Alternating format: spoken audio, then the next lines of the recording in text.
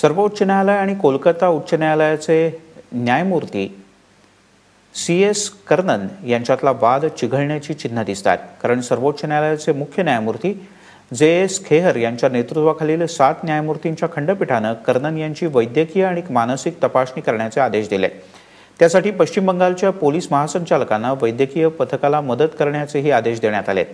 मात्र यावेळेला CS कर्णन यांनी नमतं न घेता अधिक आक्रमक पवित्रा घेतला।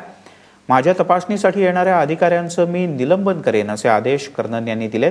त्यामुळे सर्वोच्च न्यायालय आणि न्यायमूर्ती कर्णन यांच्यातला हा संघर्ष कोणत्या वळणावर जाऊन पोहोचणार याकडे देशाचं लक्ष लागलं। दरम्यान कर्णन यांनी पंतप्रधान नरेंद्र मोदी यांना पत्र लिहून सर्वोच्च न्यायालय आणि उच्च न्यायालयातील न्यायमूर्तींवर भ्रष्टाचाराचे आरोप केलेत। कर्णन यांनी जवळपास 20 न्यायमूर्तींवर भ्रष्टाचाराचा आरोप केलाय।